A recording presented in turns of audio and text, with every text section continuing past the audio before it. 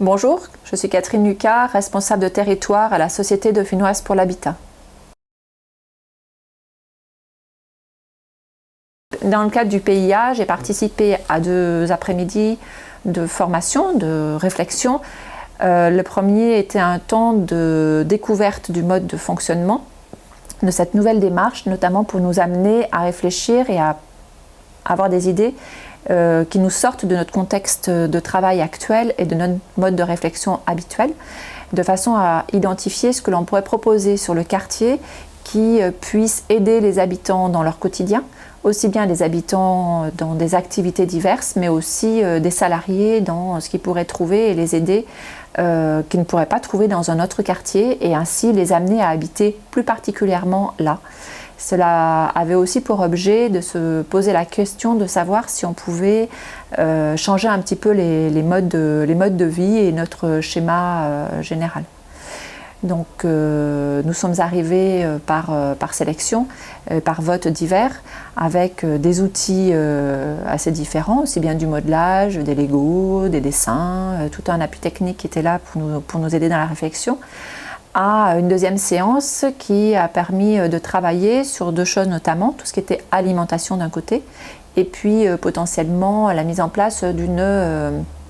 conciergerie. Et comment est-ce qu'elle pouvait se définir, la localisation, quels étaient les services qui pouvaient être tenants. Donc ce sont des choses qui sont assez nouvelles,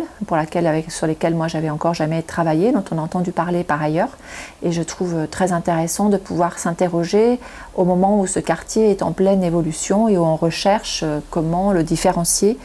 pour qu'il soit aussi plus attrayant, mais aussi qu'il corresponde peut-être à de nouvelles attentes de la population sur des fonctionnements au quotidien.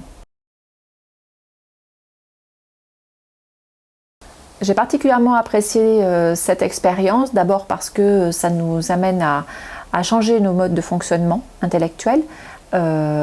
sortir un petit peu des schémas classiques de réflexion avec des outils différents. Le fait aussi de travailler sur enlever les barrières des schémas des possibles, sans parler financement, sans parler d'un point de vue pratique, avec le personnel en place par exemple, les équipes en place, et de se déconnecter de ça, de voir ce qui pouvait être envisagé, puis aussi une certaine forme ludique de se dire voilà, les idées folles sont intéressantes et potentiellement elles peuvent rebondir sur autre chose, une autre idée que quelqu'un a fait germer et qui la comprend différemment et qui ainsi pourra l'enrichir. Donc ça, j'ai trouvé que c'était intéressant et ludique, donc positif, très dynamique. C'est très différent de nos méthodes de travail inévitablement. Pour autant, ce sont des choses que l'on essaye d'intégrer au quotidien. Notamment, on a essayé sur le quartier, au travers de tout ce qui est relatif aux économies d'énergie, de faire un pas de côté et aussi aux déchets. Donc ça rentre bien dans ce cadre-là, dans ce contexte qui nous est pas très facile à intégrer régulièrement, et du coup on avait un appui technique qui était très, très appréciable. Ça a changé mon regard dans le sens où je me dis eh ben oui, sur ce quartier-là, on peut complètement changer des modes et présenter des choses extrêmement dynamiques que je pense un certain nombre de jeunes notamment recherchent dans des relations différentes, dans des possibilités de fonctionnement entre eux, aussi entre habitants, qui correspondent bien à l'idée qu'avaient, je pense, les premiers habitants sur l'Arlequin. En cela,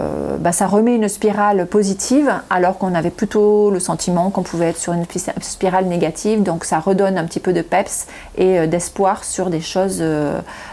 qui peuvent se recréer et recréer du lien social entre les personnes.